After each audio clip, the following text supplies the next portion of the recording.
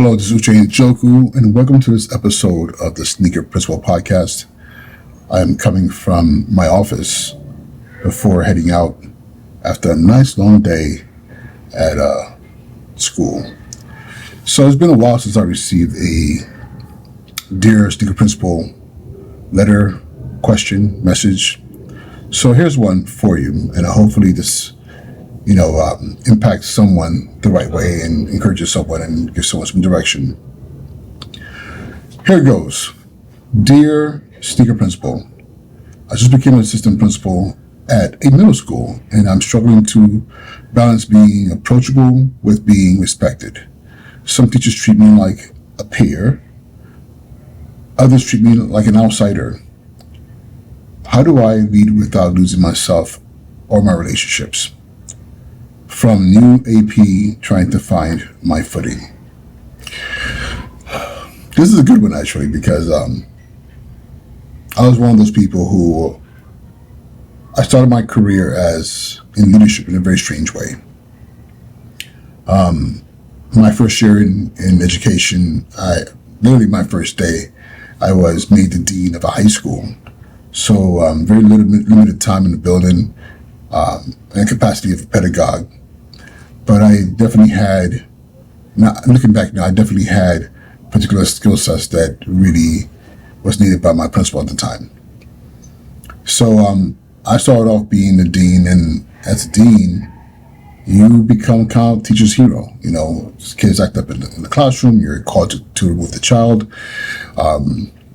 In some cases, you had teachers who just needed to vent because, and they saw you as someone who wasn't quite administration, but was someone who they could lean on because you were I was in a space of influence. I can influence the assistant principal or the principal in support of a particular teacher who might be struggling.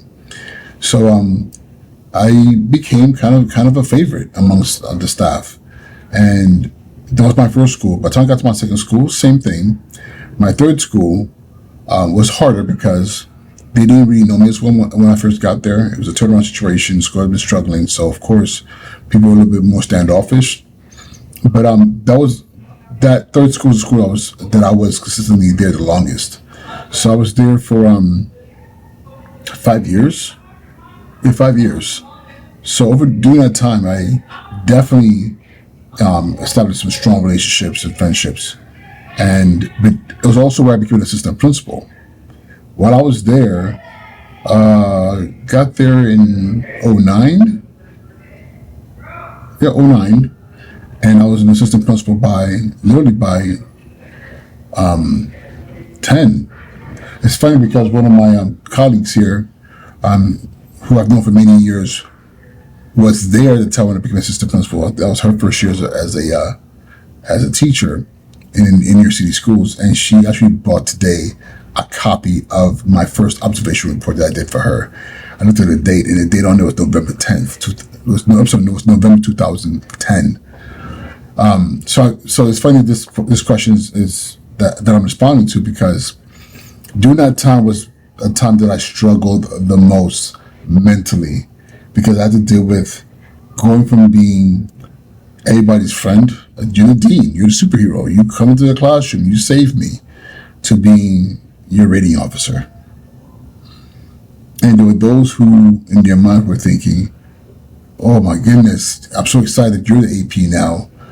And I'm thinking to myself, yes, it's going to be amazing, but the reality is, no, now I have to do my job of rating you, of supporting you, of also having to correct you if you were wrong, and just be a supervisor. It's one thing to be friends, it's another thing to be friends in which the dynamic of that relationship is no longer equal. There's now a hierarchy that you fall under, so one person's above, the other person's below. And I'm not saying this by above and below, like some kind of like I'm better than you. No, it's just the job itself. So I said all that to say that I understand. But the question now is, how do you handle that? And I'll tell you this is how you handle it. Better yet, the handling should have happened way before you got that position. I tell people all the time that who were you before the role, and the role will only magnify that. Like they say, money only makes you more of who you are, and I think leadership makes you even more of who you are. So for me, it's even though it was weird and I had to go through that, it didn't last that long because I spent a little bit of time. I think most of it was me not knowing how to now address people in this new role. But the thing is, if the relationship was genuine, and my support and love for them was genuine, and it was mutual, then it wouldn't matter what the role was. I know some of you might be saying to yourself, "And that's not the situation in my case.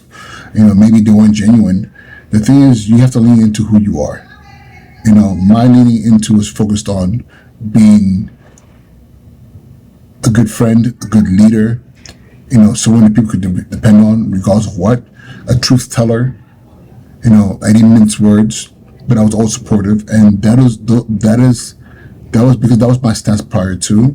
When I went into leadership, even though it was difficult, it did create a situation for me where people were like, wait a minute, even though the role has created something that might make me feel uncomfortable because he's now in this supervisory role, but he's still the same person. So I'm hoping that you have always been the same person. First of all, that you've been a good person, and have been the one who's been supportive and have always been a leader. Because now in your new role, all you're doing is just being who you are, with just a different position in the space, and you should never let the role dictate to you that you have to be somebody different other than who you really are. Because remember, when you interview for the role, when you were going after the role, you were you. So why would you change into something else? And that also forces me to say that everybody's built for leadership. Because I've always said this: if you have to change, something is wrong. Because if you were someone who, before the role, that people depended on, people were like, "Wow, you're built for this work because you're such an amazing person and an amazing leader," you don't become that position. All of a sudden, become something else, become a tyrant, become something whatever. And I'll say this: maybe that's what you're sensing. Those teachers who might not be treated like an outsider, maybe they're only projecting their previous experiences when people have gone into those roles. But at the same time, those who might be buddying up to you, like, hey, you're amazing, and da-da-da, might be thinking to themselves, self-preservation, so I gotta get closer to you to protect myself. But I would say observe those who are treating like peers, those who are saying, you know what, no matter what, we rocks with you.